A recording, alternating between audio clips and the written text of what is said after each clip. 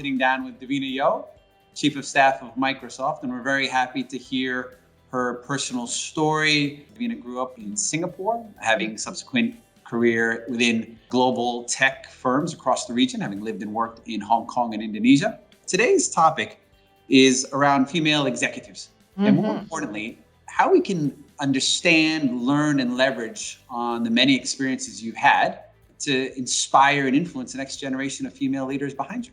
And here's a good one to start with. What one question did you wish you would have asked when you had started and along the course of your journey? Yeah, I really like this question. There's so many. So when you had to boil it down to one, I think it was how will you measure your life? And that's obviously the seminal book by Clay Christensen.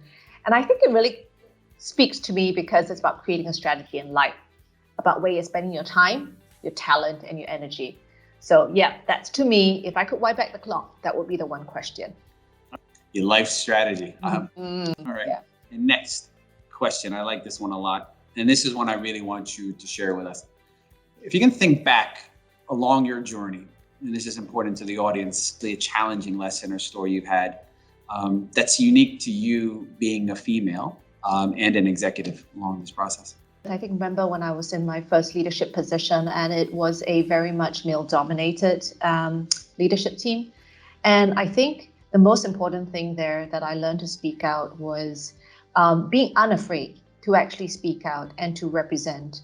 In this particular instance, I was actually in Indonesia, and I remember the conversation.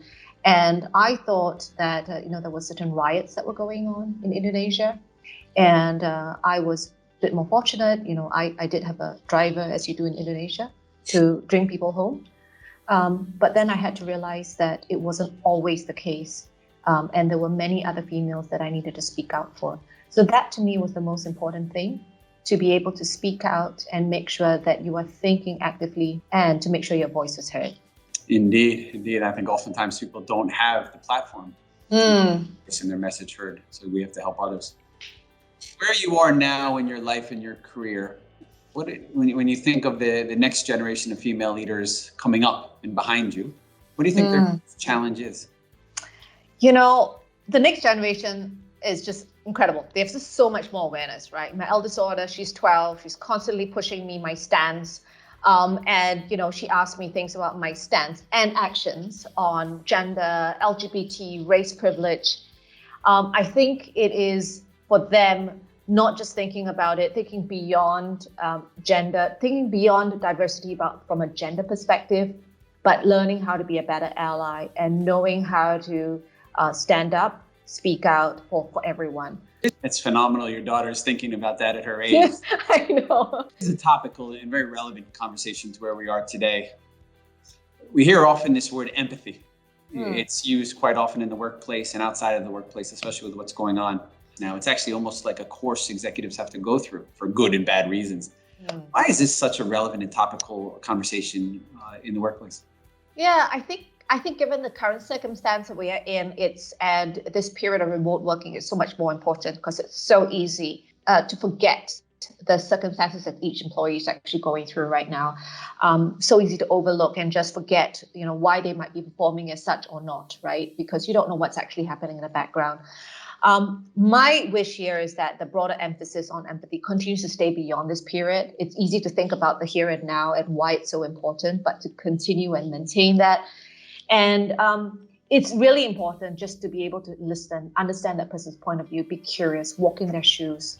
And the reason why it's important is because that's what business is made of relationships and of trust. And I think that as the next generation of workers and students coming in, they are looking for a lot more in their jobs just beyond a paycheck.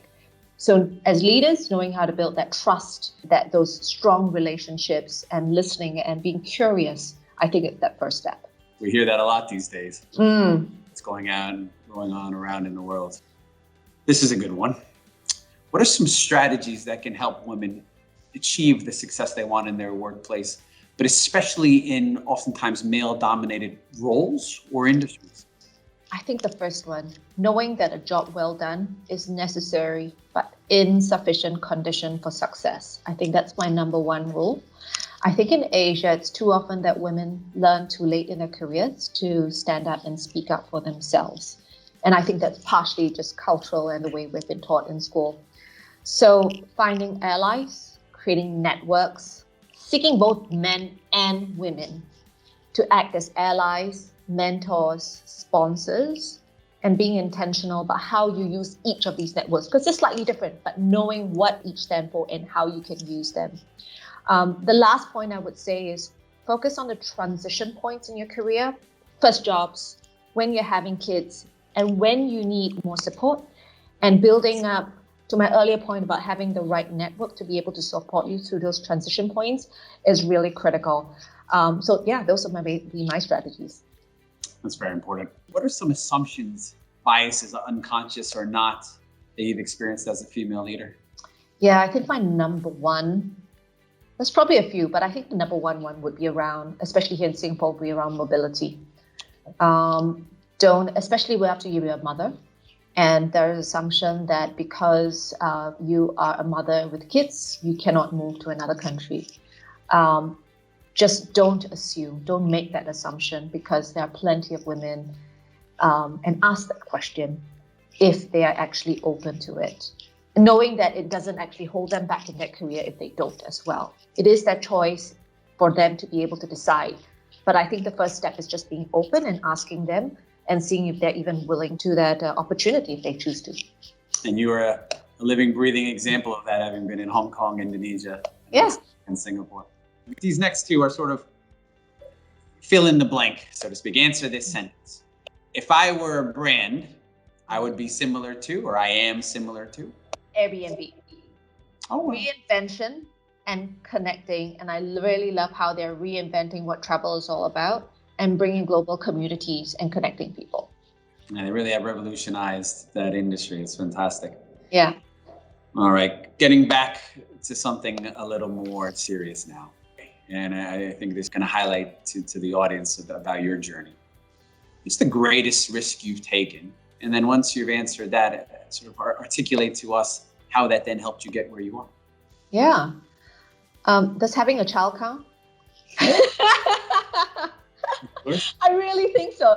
Well, from a personal point of view, I think having another person's life in your hands, and 3 of that, I think that to me is one of the greatest risks that you have taken, right? Because it is both scary and exciting at the same point throughout many points in your time in your life. And just to add on to that, I think all in all, really blessed. And when I think about risk, and it's just probably making that decision, that hard decision actually to move overseas when I had 3 kids. But I was really glad, and we had to make some tough choices as well about my husband and what he was going to do. So that's the greatest risk. I think was tremendous opportunity there in terms of opening my kids' eyes up to the bubble beyond Singapore and to have broader perspectives in life. And so to me, I think that was the greatest risk. It might not seem much to many, but I think bringing lock, stock and barrel your family there in a foreign country without that support can be quite daunting. And I did it alone. So I moved there and my husband stayed in Singapore at least for the first year.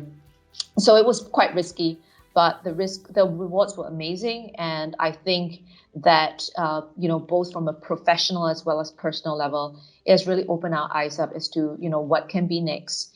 And I think more importantly, the more open you are to be able to understand different cultures and that empathy piece, that listening, experiencing, those are all life lessons that are extremely valuable. I don't think anything can replace that. I love to hear that. And I can only imagine how much better off your kids are to have gone through that experience. I think risk is one word, but bravery is another. Yeah. Final question. We're hopefully, those of us watching this in Singapore are in our 3rd month of quarantine, and for the right reasons, but hopefully soon we're out of that. So in that regard, where's your first destination? Oh, hard. Do I pick beach? Do I pick ski? What do I do? I'll tell you what. I went with climb a mountain. Okay. So I think that if things go up, and I love Japan, love going there. So if I can, let's hope if I can make climbing Mount Fuji climbing season in August or September. Yeah. I surely hope we do. I know. This is fantastic. You are an inspiration to many. And I think a lot of what you said is only the tip of the iceberg of what you can share. So thank you very much for all that you have shared and all that you will continue to do so. Thanks so much, John. I really appreciated it.